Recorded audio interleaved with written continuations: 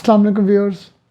आज के इस प्रोग्राम में आपके साथ जो टॉपिक मैं डिस्कस करने जा रहा हूँ वो बड़ा ही इम्पोर्टेंट और बड़ा ही इंटरेस्टिंग है, इस हवाले से कि जो लोग अपना 5 मरले का घर कंस्ट्रक्ट करवाना चाहते हैं किसी कॉन्ट्रैक्टर के थ्रू या ख़ुद से कंस्ट्रक्शन करना चाहते हैं, तो उस हवाले से आज मैं आपको बताऊंगा कि कौन कौन सी मेजर परचेजेस की जाती हैं 5 मरले के घर को बनाने के लिए ग्रे स्ट्रक्चर के हवाले से। एक्चुअली जो भी हम घर बनाते हैं इसकी 2 डिफरेंट कैटेगरीज होती हैं। सबसे पहले हम बनाते हैं ग्रे स्ट्रक्चर, उसके बाद हम बनाते हैं फिनिश्ड, जिसको हम बोलते हैं फिनिशिंग। ठीक है, तो आज के इस टॉपिक में मैं आपको बताऊंगा कि ग्रे स्ट्रक्चर बनाने के लिए हमें कौन कौन सी परचेजेस करनी पड़ती हैं, कितनी कितनी क्वांटिटीज़ में करनी पड़ती हैं। अगर मैं आपसे नॉर्मल ट्रेंड की बात करूं सोसाइटीज़ में 5 मरला के घरों में, तो लोग नीचे एक बेडरूम देते हैं, एक TV launch, drawing room, kitchen, और जो फर्स्ट फ्लोर है वहाँ पर 2 बेडरूम्स, टीवी लॉन्च, और जो सेकंड है फ्लोर उस पर एक ममटी होती है जहाँ पर वाटर टैंक पड़ा होता है और एक सर्वेंट रूम होता है। आपका सेकंड जो स्टेप होगा वो होगा कि आपने अपने कॉन्ट्रैक्टर के साथ जो टर्म्स एंड कंडीशंस रखनी है वो इस तरह की रखनी है कि ग्रे स्ट्रक्चर नॉर्मली 2 से 3 मंथ्स के अंदर आपको कॉन्ट्रैक्टर या ठेकेदार तैयार करके देता है, और नॉर्मल टाइम पीरियड यही चलता है मार्केट में 2 to 3 months, not more than 3 months, not less than 3 months. अब जब आप अपने कॉन्ट्रैक्टर के साथ कोई भी डील किसी भी हवाले से डन करते हैं तो आपका उसका एक एग्रीमेंट होता है। एग्रीमेंट भी इस फॉर्म में होता है। नॉर्मली ये एग्रीमेंट, अगर हम बात करें उर्दू में, ज़्यादा इसका एक ट्रेंड है मार्केट में, ठीक है, और उसमें क्या होता है आपको स्क्रीन में भी हम शो करा रहे होंगे, अभी आपको नज़र आ रहा होगा कि सबसे पहले आप उसको एडवांस अमाउंट देंगे। वो अब डिपेंड करता है कि वो 30,000 है, 40 है, 50, इट डिपेंड्स। फिर आप उसको नेक्स्ट जो पेमेंट करेंगे अपनी इंस्टॉलमेंट की वो डीपी लेवल से चुनाई 7 फुट होने तक, ठीक है। इस तरह जब वो 7 फुट तक अपनी चुनाइयाँ कर लेगा, दीवार जो होती है वो खड़ी कर लेगा, फिर वो ग्राउंड लेवल का जो लेंटर है वो डालने के बाद आप उसको नेक्स्ट इंस्टॉलमेंट देंगे। तो ये आपने उसको अपने कॉन्ट्रैक्टर को हर काम के ख़त्म होने के बाद वो स्पेसिफिक अमाउंट देनी है जो आपके एग्रीमेंट में मेंशन होगी। तो आपको अपने कॉन्ट्रैक्टर के साथ जो है ना एक रिटन एग्रीमेंट करना है, step by step, stage by stage. ठीक हो गया। अच्छा, अब ये स्टेप होने के बाद नॉर्मल, क्योंकि मैं आप लोगों के साथ रेट्स डिस्कस नहीं कर सकता, आप आज हमारी वीडियो को लाइक करें और 3 मंथ्स के बाद रेट किसी भी रीज़न से बढ़ जाए, और बढ़ते हैं, ठीक है, बड़ा स्पीडली रेट्स वगैरह हर चीज़ के बढ़ते हैं। तो आपको एक आइडिया मैं दे सकता हूँ। नॉर्मल 5 मरले का जो लेबर कॉस्ट आजकल जो चल रही है 2022 की मैं बात कर रहा हूँ, वो 8 लाख लेबर कॉस्ट चल रही है 5 मरलास की, ठीक है। इसी तरह 8,50,000 चल रही है। कई अच्छे, जो बहुत अच्छे जो कॉन्ट्रैक्टर्स हैं वो 9 लाख रुपीज़ ले रहे हैं। अब मैं आपको बताने जा रहा हूँ कि सबसे जो पहला स्टेप होगा आपका, जब आप अपना ग्रे स्ट्रक्चर का काम जब आपका कॉन्ट्रैक्टर शुरू करेगा तो वो बोलेगा भाई मुझे जो है ना वो घसू चाहिए। घसू बोलते हैं हम लोग, जिसमें मिट्टी और जो रेत होता है उसका एक मिक्सचर होता है। रेत कोई 70% होती है, मिट्टी कोई 30% होती है, ये रेशो नॉर्मल चलती है। ये क्या होता है कि नॉर्मली रोड जो लेवल होता है उससे प्लॉट्स नीचे होते हैं सोसाइटीज़ में, ठीक है। उनका एक लॉ है कि जो प्लॉट है अगर वो यहाँ पर है तो रोड यहाँ पर है, तो क्या होता है कि रोड लेवल तक लाने के लिए आपको घसू डलवाना पड़ता है। अब जो घसू होता है वो आपको मैं वैसे एक एवरेज बता रहा हूँ कि नॉर्मली घसू 5 मरले के प्लॉट में अराउंड 50 to 60,000 का डल जाता है, जो आपके प्लॉट की थोड़ी सारी लेवलिंग करता है, थोड़ी सारी हाइट को ऊपर लेके जाता है। ठीक हो गया। फिर सेकंड स्टेप है आपका ब्रिक्स का। ब्रिक्स हम बोलते हैं ईंट को।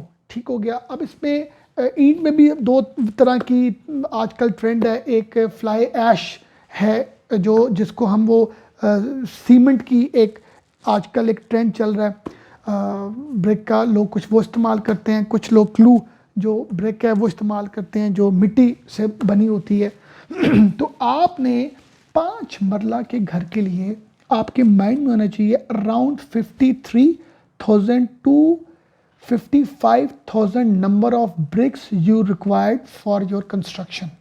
अब हम आते हैं सेकंड स्टेप की तरफ, वो है आप क्या सीमेंट, आपके जो सीमेंट है, सीमेंट बैग्स आपको अराउंड कोई 585 टू 630 650 तक आपके सीमेंट बैग्स आपको रिक्वायर होते हैं, ठीक है। और सीमेंट जब भी परचेज करें तो उसके साथ आप एक प्लास्टिक शीट होती है, वो आप पहले नीचे कुछ ईंटें बिछाएं, ठीक है। उसके ऊपर आप प्लास्टिक अपना वो लें, उसके ऊपर सीमेंट बैग्स रखें और उसको आप कवर रखें, क्योंकि सीमेंट बैग कहीं से लीक हो गया, पानी का डॉट पड़ गया तो वो पूरी आपकी जो सीमेंट का बैग है वो बिल्कुल ख़राब हो जाएगा।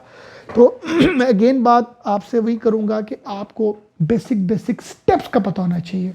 फिर थर्ड हमारी स्टेज आ जाती है जिसको हम बोलते हैं सरिया, जिसको हम सरिया बोलते हैं, हम जिसको बार, स्टील बार कहते हैं। अब सरिये में भी ना डिफरेंट तरह की वैरायटीज़ हैं। ये आपको एक पतला सरिया नज़र आ रहा है, ये आपको एक मोटा सरिया नज़र आ रहा है, ठीक है। जो मोटा सरिया होता है वो लेंटर्स में इस्तेमाल होता है, मेन जो होती हैं, और जो पतला होता है वो कुछ ऐसी जगहों पर ज़्यादा यूज़ होता है जहाँ पर जो ज़्यादा जो वज़न है वो नहीं पड़ना चाहिए। नॉर्मली 3000 केजीज़, 3000 केजीज़ आपको सरिया चाहिए 5 पल्ले घर की कंस्ट्रक्शन के लिए। सरिया नॉर्मली 5 मरले के घरों की बात कर रहा हूँ, रेजिडेंशियल की बात कर रहा हूँ, ठीक है। वहाँ पर आपको 3 तरह का सरिया मेनली चाहिए होता है। एक आपको चाहिए होता है 4 सूतर, जिसको हम बोलते हैं 1/2। 4 सूतर ये इसकी टर्म है, जिसको हम 1/2 भी कहते हैं, 4 सूतर भी कहते हैं। इस तरह एक दूसरा सरिया में चाहिए होता है 6 सूतर का, जिसको हम कहते हैं 3/4, ठीक है। ये ज़रा थोड़ा मोटा सरिया होता है, ठीक है, मजबूत होता है। जिस तरह कि ये मोटा है तो ये 6 सूतर हो गया, ये पतला वाला है तो ये आपका 3 सूतर हो गया। अब एक लास्ट कैटेगरी होती है 3 सूतर की, उसको हम 3/8 भी कहते हैं, और ये 5 पल्ले के घर में सबसे ज़्यादा क्वांटिटी में यूज़ किया जाता है 3 सूतर वाला। उसके बाद जो नेक्स्ट स्टेप है वो है आपकी सैंड, जिसको हम रेत बोलते हैं। अब रेत में 2 तरह की वैरायटीज़ हैं, एक चनाब की रेत है, एक रावी की रेत है। अच्छा, अब रेत बेसिकली जो तो होती है आपकी चनाब की, वो फाइन क्वालिटी होती है। नॉर्मली वो जो कॉन्ट्रैक्टर्स होते हैं वो प्लस्तर के लिए यूज़ करते हैं, जो होती है चनाब की। रावी की थोड़ी सरी ज़रा उससे थोड़ी लो क्वालिटी की होती है, तो वो लोग नॉर्मली जो हैं वो ये चुनाइयाँ जो करते हैं उसके लिए। नॉर्मली 5 मरले के घर के लिए तकरीबन 3150 क्यूबिक फीट जो है ना, वो रावी की जो सैंड है वो आपको परचेज़ करनी पड़ती है।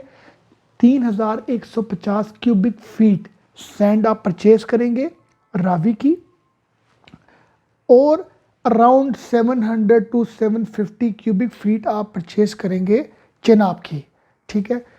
तो ये आपके माइंड में होना चाहिए कि ओवरऑल तकरीबन 4000 के आपको क्यूबिक फीट के अकॉर्डिंगली आपको ये दोनों जो हैं ये सैंड्स परचेज़ करनी है और अपनी साइट पर आपको डिलीवर करनी है। जी व्यूअर्स, इसमें एक बड़ा इंपॉर्टेंट पॉइंट है कि आप जब भी अपने कॉन्ट्रैक्टर के साथ किसी भी चीज़ को फाइनलाइज कर रहे होते हैं, तो आपको ये बेसिक आइडिया होना चाहिए कि कौन कौन सी चीज़ें ग्रे स्ट्रक्चर में इंक्लूड मेनली होती हैं। जैसे कि ग्रे स्ट्रक्चर में अगर हम बात करें, जितना भी ब्रिक वर्क है, ईंटें, चुनाइयाँ, आपका सीमेंट से रिलेटेड जो मामला आते हैं, प्लस्तर हो गया, आपकी जितने भी जो हम बोलते हैं चुगाटें, जिसको हम दरवाज़ों में के लिए इस्तेमाल करते हैं, आपका सेफ्टी ग्रिल्स होगी, जो विंडो के अंदर वो जो स्टील की ग्रिल्स लगी होती हैं, ठीक है, और आपका सीवरेज टैंक हो गया, ठीक हो गया, आपका मेन गेट हो गया, ठीक है,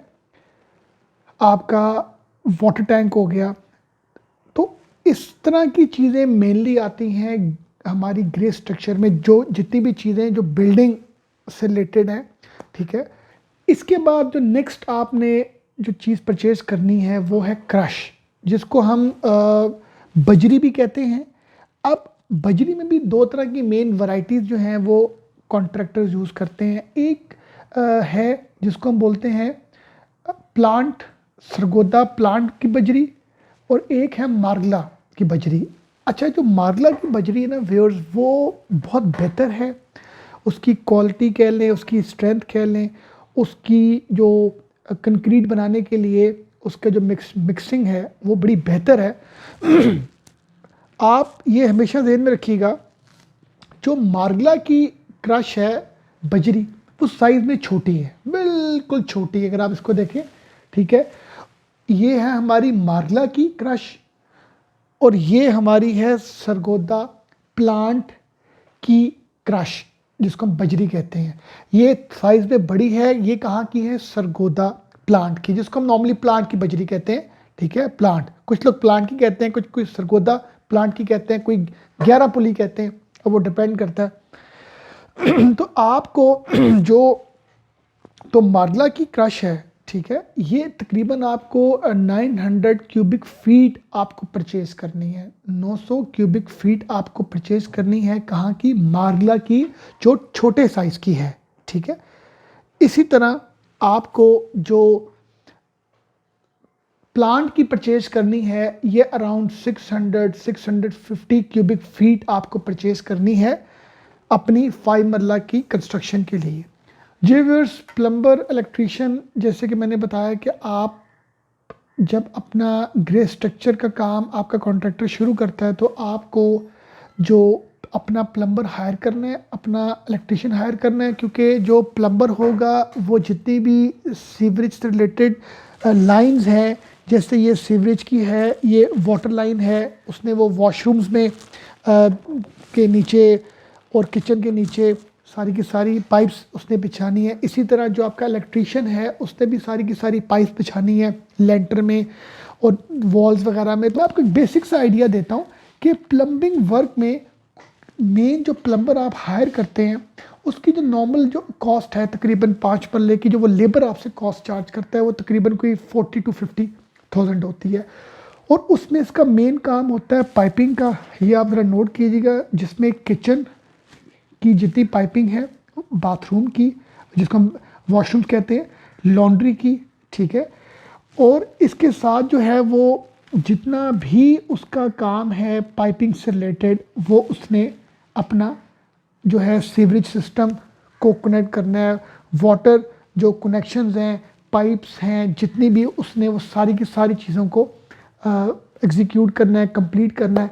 इसी तरह अगर हम बात करेंगे इलेक्ट्रीशियन की, इलेक्ट्रीशियन नॉर्मली जो आपसे उसके जो लेबर चार्जेस हैं वो तकरीबन कोई 55,000 to 60 के बीच में अमाउंट है, जिसमें उसने सारी की सारी पूरे घर में हर तरह की वायरिंग करनी है, ठीक है। अच्छा, एक मैं आपको एक बेसिक सा आइडिया देता हूँ, बड़ा बेसिक सारा, कि जब आप अपनी वाटर से रिलेटेड आप जब अपनी प्लम्बिंग की चीज़ें परचेज़ करते हैं, तो आपको एक बेसिक सा मैं आइडिया देता हूँ, जो मैंने एक प्लम्बर से एक कोटेशन ली, कि आपको 25 mm की 30 लेंस चाहिए होती हैं, ठीक है। आपको 32 mm की 10 लेंस चाहिए होती है। बाकी आ जाता है इलेक्ट्रीशियन से रिलेटेड। इलेक्ट्रीशियन का भी ऐसा है कि आपकी जो जितने भी रूम्स में स्विचेस लगने हैं, ठीक है, उन स्विचेस की नॉर्मल हाइट 4 फीट होती है। उन स्विचेस तक पाइप्स परचेज करनी है, ठीक हो गया। आपकी जितनी भी ऊपर आपकी जितने भी आपका ऊपर जो जिसको हम बोलते हैं कंक्रीट जब हो रही होती है आपकी, उसके बीच में जो पाइप्स लगती हैं, कहाँ कहाँ पर आपको लाइट चाहिए, कहाँ कहाँ पर आपको कनेक्शन चाहिए, कहाँ कहाँ पर आपको एसी से रिलेटेड चाहिए पाइपिंग, ठीक हो गया। स्विचेस चाहिए, तो मोटर आप कहाँ पर चाहते हैं, हैवी आप स्विच कहाँ चाहते हैं, तो वो सारी की सारी जो कोटेशन है आपको ऑफिस बात है इलेक्ट्रीशियन या आपकी अपनी रिक्वायरमेंट के अकॉर्डिंगली। अब आप एक कमरे में 8 लाइट्स चाहते हैं, 10 लाइट्स चाहते हैं, 3 लाइट्स चाहते हैं, ये डिपेंड करता है कि उसके अकॉर्डिंगली फिर आपकी परचेजेस होती हैं। अब नॉर्मली मैं आपको बता देता हूँ कि नॉर्मली जो इस टाइम पर मार्केट में जो हम तार परचेज़ करते हैं वो नॉर्मली जो चलती है वो चलती है 736, ठीक हो गया, 764 और चलती है 329, ठीक हो गया। ये 3 तरह की वायर्स 5 पर लेके घरों में रेजिडेंशियल जो हमारी जो मतलब कंस्ट्रक्शन होती है वहाँ पर ये 3 तरह की मैंने आपको बताई। इसमें फिर अगर आप अच्छी वायरिंग करना चाहते हैं तो आप फुल गेज में परचेज़ करें। अगर आप चाहते हैं कि थोड़ी कॉस्ट सेविंग तो फिर उसमें ऑब्वियस बात है हाफ गेज में आप इन्हीं तरह की 329, 729 को आप परचेज़ करेंगे, ठीक हो गया। बेसिक मैंने आपको आइडिया दे दिया। हमारे आज के इस प्रोग्राम का पर्पस था कि आपको ये पता लग सके कि ग्रिड स्ट्रक्चर का कॉन्ट्रैक्ट जब आप अपने कॉन्ट्रैक्टर से करते हैं तो कितनी क्वांटिटी में आपको कौन कौन सी चीज़ें चाहिए, ठीक है, और कितने टाइम ड्यूरेशन में ये चीज़ एग्जीक्यूट होनी चाहिए। मैं उम्मीद करता हूँ कि आपको हमारा प्रोग्राम अच्छा लगा होगा। Thank you very much. अल्लाह हाफिज़।